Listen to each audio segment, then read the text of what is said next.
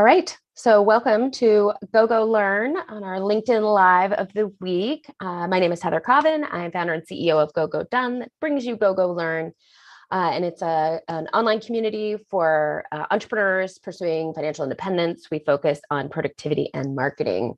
So I'm really the financial independence kind of move in Go Done is a little bit new, and it's directly related to our fabulous guest today, Lynn Frair, and a couple of other wonderful Go-Go-Doners who opened up the world of financial independence to me and have been wonderful teachers. So super excited to have Lynn share her wealth of knowledge today. A little bit about Lynn.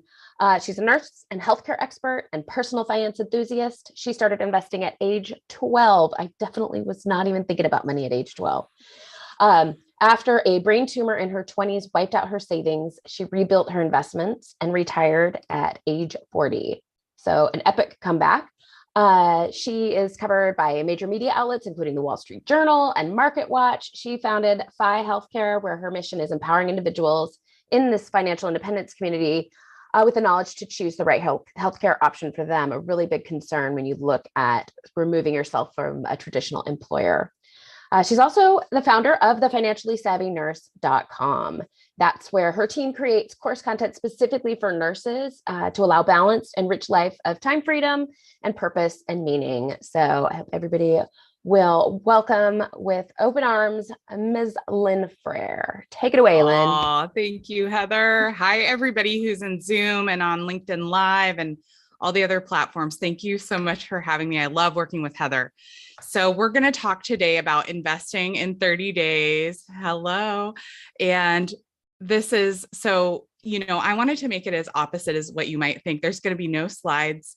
You're not going to have a guy in the suit. Instead, you have a nurse in like relaxing garb with the chaise lounge in the background, because I've heard that slides are actually kind of agitating, especially on agitating topics, and investing in 30 days might be kind of agitating. So I don't want to add to that problem.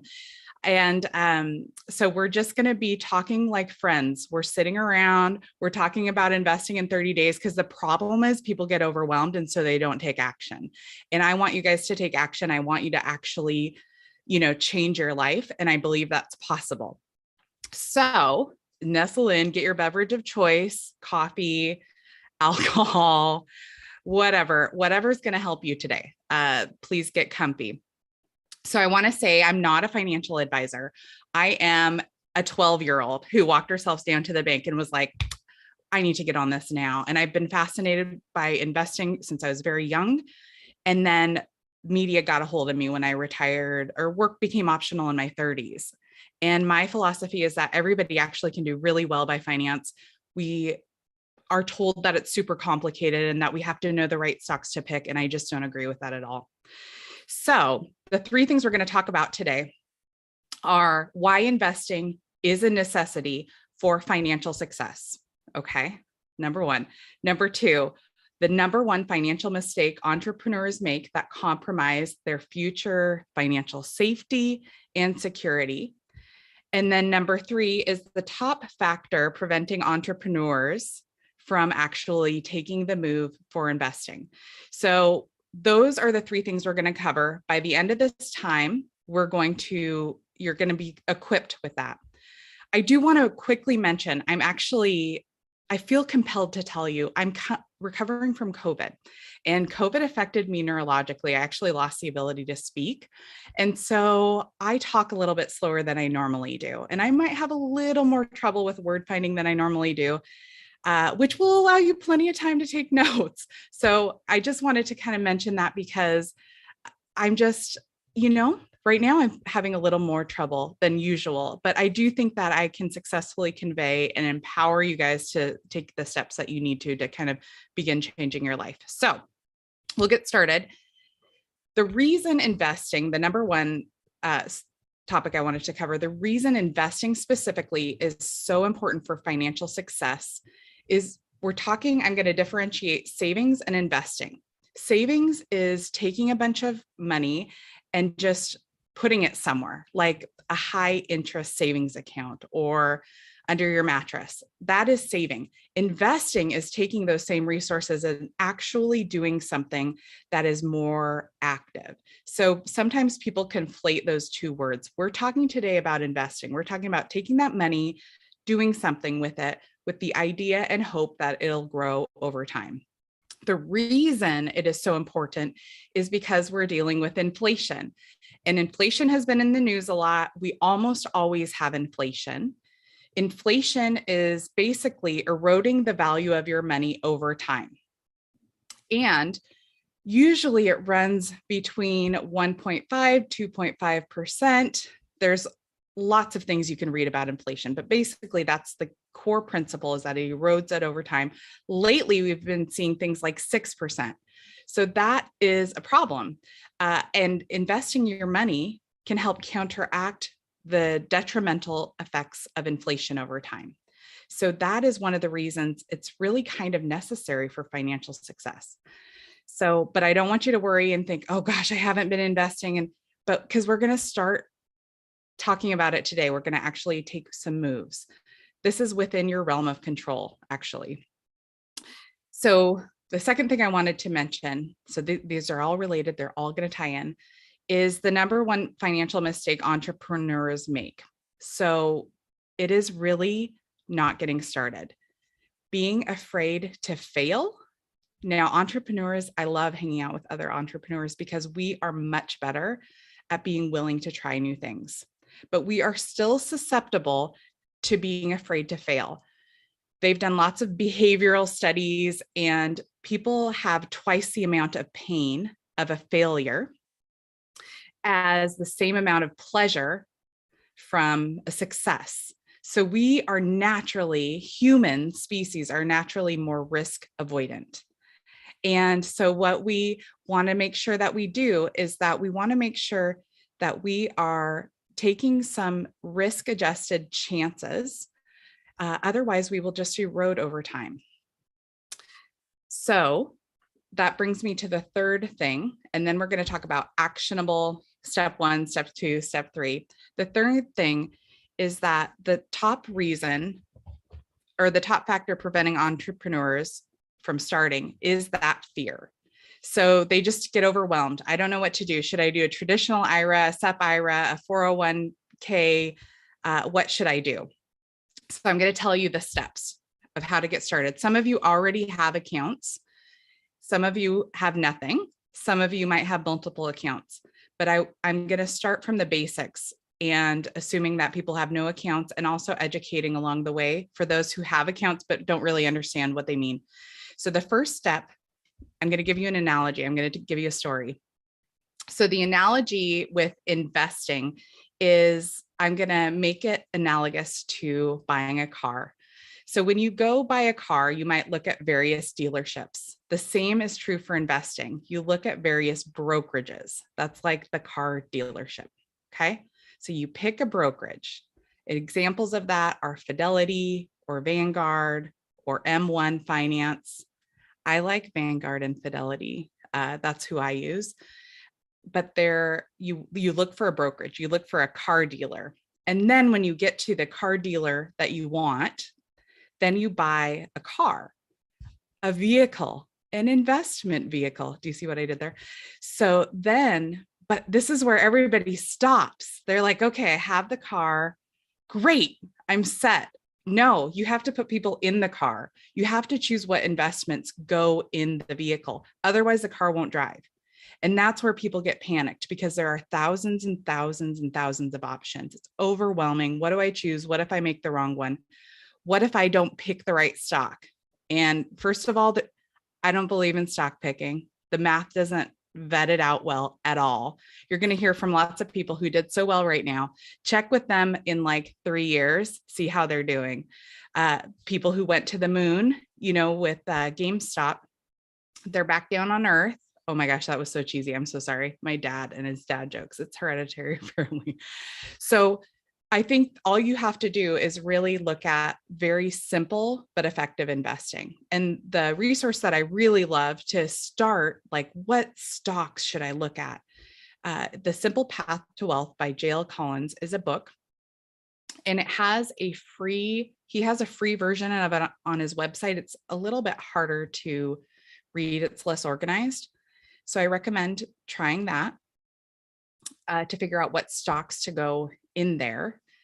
And spoiler alert that it's going to be broad-based index funds, which is like a sampling of almost every major stock in the US, and many of those go internationally. And then a smaller amount for bonds. Thank you, Heather, for putting that in chat on Zoom. We'll follow up with links afterwards as well. And that's the beauty of it. The most effective investing is not complicated. It's actually pretty simple. But we're made to believe by all this FOMO, people are getting so rich, people are getting, millionaires overnight. And that usually doesn't happen, and it's really newsworthy. And so people who chase it end up doing really ineffective investing. The most effective investing I found is just quiet and boring and not super exciting, but the math proves out for it. So you go to your car dealership, AKA your brokerage, you choose one, Vanguard, Fidelity, Schwab, M1 Finance. You figure out, and if you're not sure what to do, I have a video that I like that shows 2022 options for entrepreneurs, what types of accounts. So like your SEP IRA and when to choose that, traditional IRA and when to choose that. So Heather will drop that in the chat, and we'll also do that follow-up link.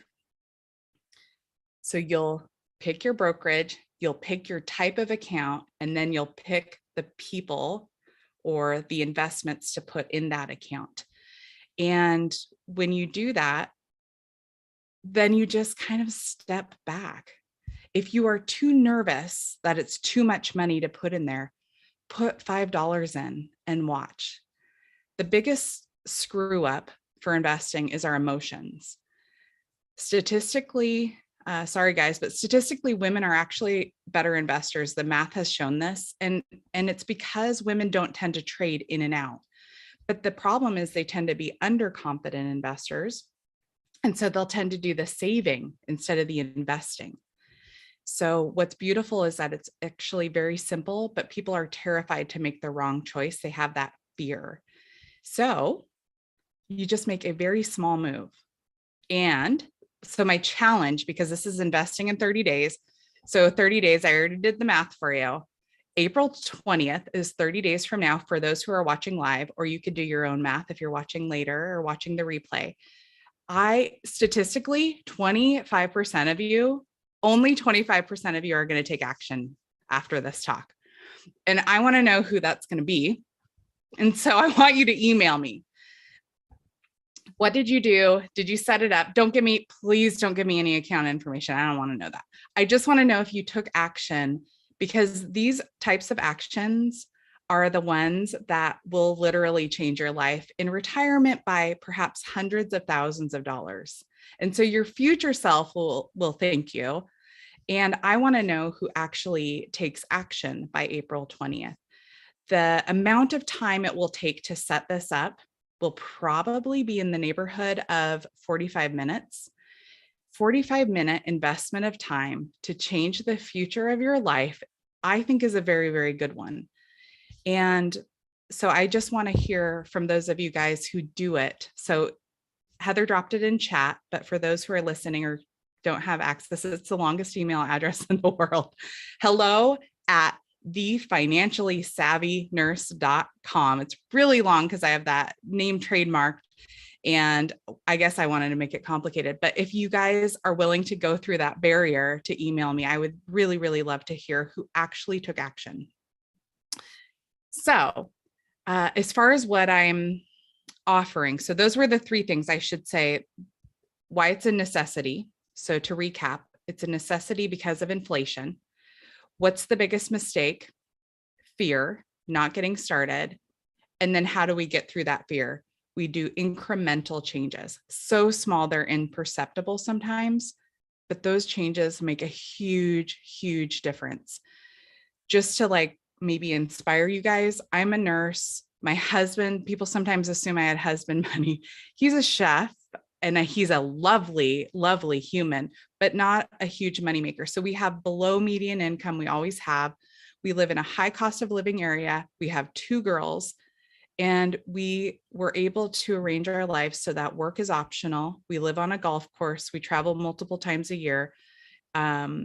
Because we were super intentional about our finances, our life. And after I got a brain tumor, it really highlighted the need for flexibility. So I really believe huge, huge changes can be possible. Okay, so what I do, I work with nurses for like families of nurses to kind of get a hold of their finances, to empower them to make decisions about quality of life through the lens of personal finance. Diana's here. Hi, Diana. And that's a term that I learned from her. Just what I really want is people to fulfill their dreams. And I have this skill and nerdiness about personal finance. And so that's one of the tools that I use. So I work with families and they set up Ask Me Anything sessions. And so if you know any nurses, I don't think there's probably many nurses in the audience, but if you know of any, that's what I do there. I have a one-time Ask Me Anything session, or I can do bookings of sets of 3. And usually I'm able to find $10,000 of inefficiencies over time. And for many people, 100 or 200,000 over time. So that's what I do. Families of nurses. People ask me, oh, thanks, Heather. It's so great with the, oh, she's so good. I want to have her skill set. So a lot of people will ask me, do I work with people other than nurses? And I think that if it's a good mutual fit, then I am completely open to that.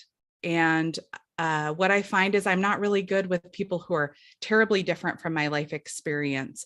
And so people who are sort of entrepreneurial mindset and or nursing mindset tend to be the best mutual match. And I just love people who want to just take control of their life and live their dreams. Does this sound way too cheesy, but it's very exciting for me. So I think that's about it. I'm leaving time for questions. For anybody who wants any follow-up with me, if you email me, I will send you the 3 things that I do in a stock market crash that has been very effective. I didn't tell you guys, the Wall Street Journal contacted me in March 2020 to say, are you freaking out, Lynn? And I said, no. I mean, this is not great. I am worried about this virus. This might be kind of a bad virus, really bad. But the stock market, this is what the stock market does. And so we stayed the course. And so, and I can tell you what the 3 things are if we want to in the Q&A. But if you want it written out, you can email me at that longest email address ever in the chat, hello@thefinanciallysavvynurse.com. So let's open up for chat and for questions. I think Heather is facilitating that.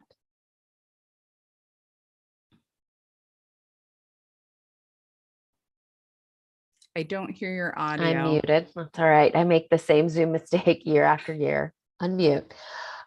If you were to distill it down to what you think holds people back the most. So we're looking at 25% at best taking a step forward. Do you have a sense when you work with people of what's going on that stops those first steps? Yeah, they just don't know where to start. They just get overwhelmed by that first step. And the biggest thing, it's a psychological fear of failure, fear of like choosing the wrong brokerage, choosing the wrong vehicle, choosing the wrong investment. And that's why I always say, if you are afraid to make the step, you just choose one and do the smallest action ever. So Vanguard, you really can't lose with Vanguard. so Jack Bogle is the founder, the inventor of index funds. He's no longer on this earth. The only thing is that their interface is really kind of archaic, but they've got their heart in the right place. And right now with anything in healthcare or financial services industry, you're going to want to expect to be on hold. So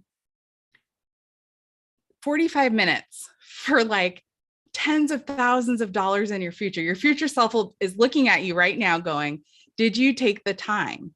Your future self is looking at your 12-year-old self like, why didn't you start why don't you, I told all my friends, I'm like, you guys got to start investing your babysitting money. You see, nobody listened to me. So your future self is looking at you now going, just do a small thing.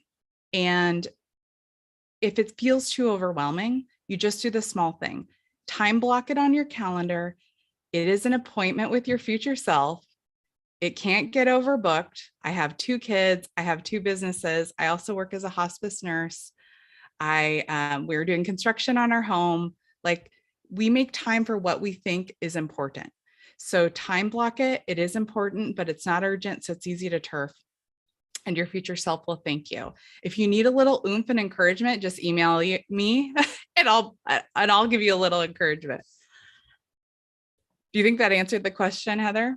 I think so. I love that. Yeah, it's a lot about mindset, honestly. It's very little about finance.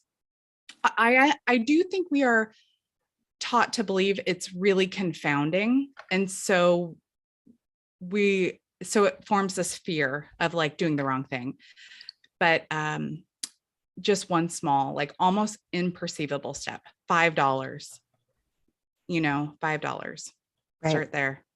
And I will say I have recently rolled over some funds into Vanguard, and the hold times are not terrible and their customer service is wonderful. So Good. I'm a new Vanguard fan as well, although I know Good. some folks who have had some trouble with the online interface. So yeah, they need a little consultant to say, like, let's bring it into.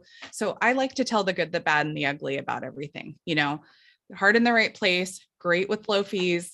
They need to work on their interface. It's just kind of, it looks like it's from 20 years ago. We can do better. I'm like, well, and then I think, well, you do charge lower fees, so maybe that's why you can't update it. But I mean, I feel like I could get something better going, but anyhow.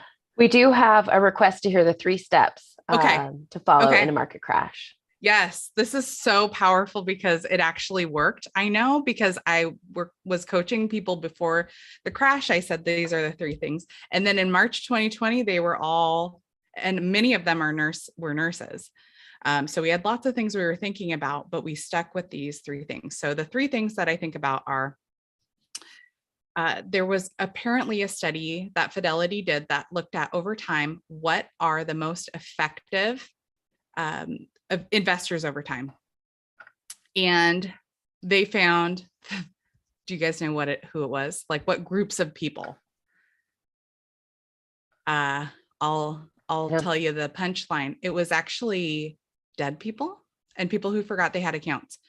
So you want to invest like a person who forgot they had the account, because what we do as humans, we go, oh my gosh, it's going down. I got to sell. Right? But you always hear buy low, sell high, but our emotions will have us do the opposite. So that's one thing I think of, is that Fidelity study. I'm still looking for like the original origins of it, but I found anecdotally that is very true. Like, the people who do the best are the, school teacher who just, forgot, and those do the best over time. So, and then when the second thing I do is, when I feel like there's something bad happening with the stock market, I feel like I need to take action, because action sort of can cure anxiety. Instead of selling, which is what everybody else wants to do, I buy a little bit.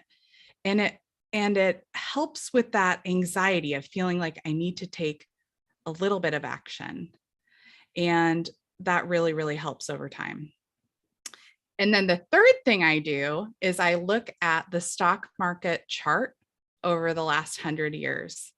And those things that we thought were these huge, big blips, like crashing, what are we going to do? You zoom out and it's like, boop. So over time, the stock market tends to return 10 to 12% year over year. But no, most years, it's actually like actual years, 24% or negative 17%. So you go, oh my gosh, it was negative 17%, but you zoom out. That is the perspective in investing you want to have. You zoom out. So those are the 3 things that I've done. I have gone through several market ups and downs in, let's see, I'll tell you my age then. So 31 years. So if you do the math from 12, you'll know how old I am. And it's been very, very effective. And it's been effective for other people. But if you want that like typed out nice and neat, you can send me an email and I'll type it out so you can have it when you go, oh my gosh, the stock market's crashing. What were those things that Lynn does? Excellent. Thank you. And then one last question. Yeah. Let's see. Let me see. Oh, no, I'm scanning the chats. Hold on. Yeah. Okay. And then, so we've covered a little bit of the psychology of investing and what to do when things are going down. When the stock market is crashing and going down and you look to buy, what kinds of stocks are you looking to buy? Yeah, it's really boring. I just buy more index funds. It's so I do not stock pick. I do not own individual stocks. So I own index funds, which are a broad market. So one very common one is VTSAX, which is the Vanguard Total Stock Market Index Fund. That is not what I mostly own myself. I'll tell you what I mostly own, but remember, I can't give individual advice, but I'll tell you what I own. But VTSAX is like a broad market index fund that has 3,600 stocks of the biggest US and international, because the biggest US are international companies. And so I just buy a few more shares of the index funds. They put all these tiny, tiny, tiny amounts in a basket and you buy one fund. It's genius. It's actually very, very genius and so simple.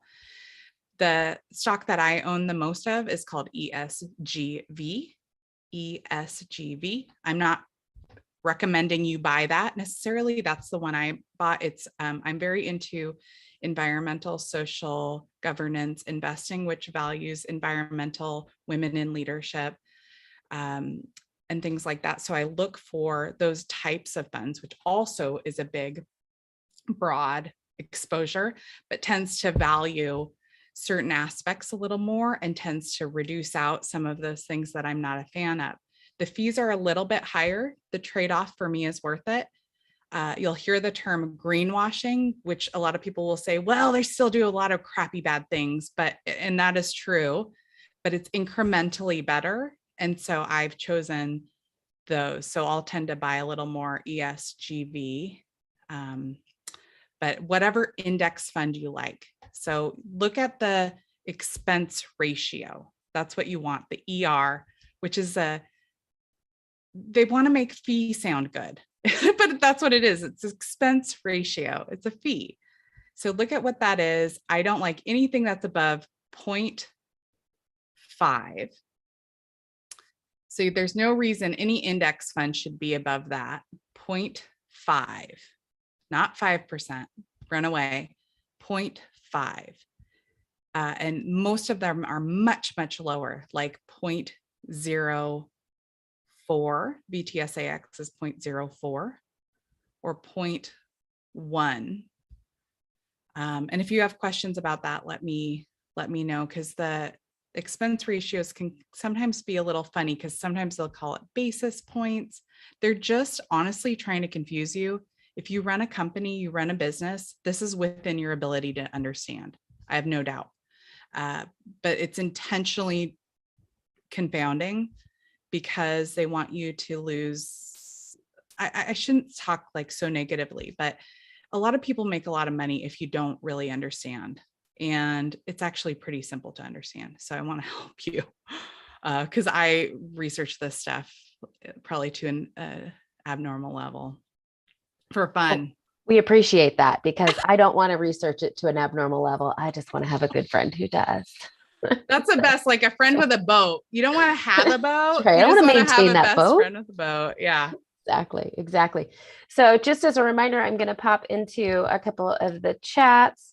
Your email and your book a one-on-one Ask Me Anything for any of those nurses out there. I got a few chats I'm playing with at the same time. And multitasking like no problem. A banshee. No problem. And so if anybody has any questions, and again, Lynn left a very generous open invite to email her if you actually take action. And I know Nancy out there said that she was already taking action. So Oh, somebody is else was she? multitasking. So I hope you send an email to Lynn. Oh, I'm going to see I can't wait to see who, because statistically most people just won't. And I know that, but I want to see who does. And yeah, see we've who's got ready. Who's ready. Yeah, So I love it. I love it. Well, thank you so much for joining us, Lynn. And folks, next week, I believe also on Monday, we'll have 𝗟𝘁𝗿𝗃 come and talk about 5 quick hacks to immediate calm. So those of us who are swimming around in stress and anxiety and don't have time for an hour-long yoga session, 𝗟𝘁𝗍's going to take us through 5 quick hacks for that. So again, thank you so much, Lynn. And I look forward to watching my stocks grow when I check them once every 3 years. Right. Thank you, everybody. Right. Thank you. Bye-bye. Looks like you paused recording.